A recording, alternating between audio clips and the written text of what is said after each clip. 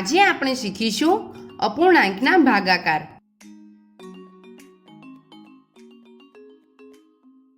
માની લો કે તમારી પાસે 6 ચોકલેટ છે। જો તમારે એમાંથી 2 ચોકલેટનું એક જૂથ બનાવવું હોય તો તમે કેટલા જૂથ બનાવી શકશો? વિચારો। ચાલો હું જણાવું છું। જો 2 ચોકલેટનું એક જૂથ બનાવવું હોય તો 6 ચોકલેટમાંથી 6/2 જૂથ બનાવી શકાય, એટલે કે 3 જૂથ બનાવી શકાય છે। થોડું વિચારો કે તમારે આટલી જ ચોકલેટમાંથી અડધી ચોકલેટનું એક જૂથ બનાવવું હોય તો તમે કેટલા જૂથ બનાવી શકશો? આ જાણવા માટે તમારે 1/2થી 6ને ભાગવા પડશે।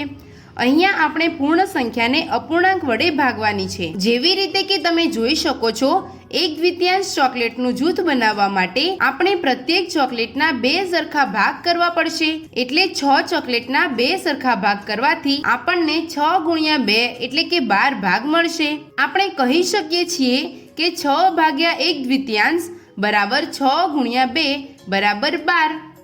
અહીંયા 2 અને 1/2 એકબીજાના વ્યસ્ત છે। કોઈ પણ 2 સંખ્યાઓનો ગુણાકાર 1 હોય તો આવી સંખ્યાઓ એકબીજાની વ્યસ્ત હોય છે। એ જ રીતે 5 અને 1/5 એ એકબીજાની વ્યસ્ત છે। શું તમે કહી શકશો કે 4/7 અને 7/4 એ વ્યસ્ત છે કે નહીં? વિચારો। સાચું વિચાર્યું તમે। તેનો ગુણાકાર 1 છે, એટલે આ પણ એકબીજાના વ્યસ્ત છે। વ્યસ્તની સમજથી આપણે અપૂર્ણાંકના ભાગાકાર સરળતાથી કરી શકીએ છીએ। આવી રીતે એક પૂર્ણાંક સંખ્યાનો અપૂર્ણાંકથી ભાગાકાર કરતી વખતે આપણે પૂર્ણ સંખ્યાને જેમ છે તેમ જ લખીશું અને તેને બીજી સંખ્યાના વ્યસ્ત સાથે ગુણાકાર કરીશું। તો આવો અપૂર્ણાંકના ભાગાકાર સંબંધિત કેટલીક બીજી સ્થિતિઓ જોઈએ। માની લો કે આ બોટલમાં 3/4 લીટર જ્યુસ છે। જો આને 6 બાળકોને સરખા ભાગે વહેંચવો હોય તો દરેક બાળકને કેટલો જ્યુસ મળશે? આને જાણવા માટે આપણે 3/4નો 6 થી ભાગાકાર કરવો પડશે। અહીંયા આપણે એક અપૂર્ણાંકનો પૂર્ણ સંખ્યા સાથે ભાગાકાર કરીએ છીએ। આવો આનું પરિણામ જાણીએ। માની લો કે આ એક પટ્ટીને આપણે પૂર્ણ માનીએ। બોટલમાં 3/4 લીટર જ્યુસ છે।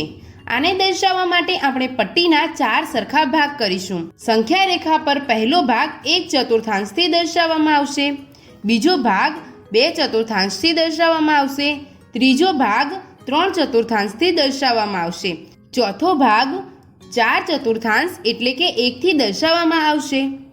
આ 4 ભાગમાંથી 3 ભાગ લીધેલ છે, એટલે આપણે 3 ભાગને છાંયાંકિત કરીશું। 3 છાંયાંકિત ભાગ વ્યક્ત કરે છે કે અપૂર્ણાંક 3/4, કારણ કે 3/4 લીટર જ્યુસ 6 બાળકોમાં સરખા ભાગે વહેંચવાનું છે, એટલે કે આપણે છાંયાંકિત ભાગના 6 સરખા ભાગ કરવા પડશે। વિચારો આ આપણે કઈ રીતે કરીશું?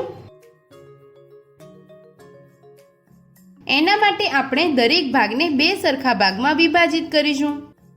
છાંયાંકિત ભાગના કુલ 6 ભાગ થાય। હવે અહીંયા કુલ 8 ભાગ છે। આવો તેને સંખ્યા રેખા પર દર્શાવીએ।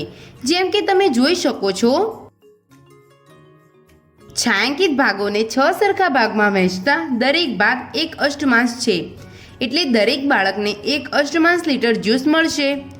એટલા માટે 3/4 6 બરાબર 1/8 છે। ગણિતમાં 3/4 6 ને ઉકેલવા માટે આપણે પહેલી સંખ્યા 3/4ને જેમ છે તેમ જ લખીએ છીએ, પછી તેને બીજી સંખ્યા 6નો વ્યસ્ત 1/6 થી ગુણાકાર કરીએ છીએ, જેનાથી આપણને પરિણામ મળશે 1/8। 3/4 6 બરાબર 3/4 × 1/6 બરાબર 1/8 છે। એટલા માટે દરેક બાળકને 1/8 લીટર જ્યુસ મળશે। ધ્યાન રાખો કે એક સંખ્યા સાથે ભાગાકારનો અર્થ છે તેના વ્યસ્ત સાથે ગુણાકાર। હવે માની લો કે જો આપણી પાસે 2.5 મીટર એટલે કે 2 અને 1/2 મીટર લાંબી રિબીન છે। હવે આપણે આમાંથી 3/4 મીટર એટલે કે 3/4 મીટર લાંબા ભાગ કરવા છે, તો આપણે કેટલા ભાગ કરી શકીશું? વિચારો। અહીંયા પણ આપણને 2 અને 1/2 મીટર લંબાઈને 3/4 મીટર લંબાઈથી ભાગાકાર કરવો પડશે। પરંતુ અહીંયા આપણે જોઈ શકીએ છીએ કે 2 અને 1 દ્વિતીયાંશ એ એક મિશ્ર અપૂર્ણાંક છે. અપૂર્ણાંકના ભાગાકારમાં પહેલાં આપણે મિશ્ર અપૂર્ણાંકને અશુદ્ધ અપૂર્ણાંકમાં ફેરવીશું. જે રીતે આપણે અહીંયા 2 અને 1 દ્વિતીયાંશને 5 દ્વિતીયાંશ લખીશું. હવે ભાગાકાર થઈ શકશે 5 દ્વિતીયાંશ ભાગ્યા 3 ચતુર્થાંશ. તો જણાવો કે આને આપણે કઈ રીતે ઉકેલીશું? વિચારો. સાચું વિચાર્યું. આપણે પહેલા અપૂર્ણાંકને જેમ છે તેમ જ રાખીશું. પછી ભાગાકારનું ચિહ્ન બદલીને ગુણાકારનું ચિહ્ન લખીશું અને પછી બીજા અપૂર્ણાંકનો વ્યસ્ત લખીશું. એટલે કે 5 દ્વિતીયાંશ ભાગ્યા 3 ચતુર્થાંશ બરાબર 5 દ્વિતીયાંશ ગુણ્યા 4 તૃતીયાંશ બરાબર 10 તૃતીયાંશ. એટલે કે આપણે 2.5 મીટર લાંબી રિબીનથી 3 ચતુર્થાંશ મીટર લાંબા 10 તૃતીયાંશ ભાગ બનાવી શકીશું. આપણે કહી શકીએ છીએ કે અપૂર્ણાંકના ભાગાકારમાં પણ આપણે પહેલા અપૂર્ણાંકને જેમ છે તેમ જ લખીએ છીએ અને પછી તેને બીજી સંખ્યાના વ્યસ્તથી ગુણાકાર કરીએ છીએ. તો આજે આપણે શીખ્યા અપૂર્ણાંકના ભાગાકાર. આગળના વિડીયોમાં કેટલાક ઉદાહરણથી આને વધારે સારી રીતે જાણીશું.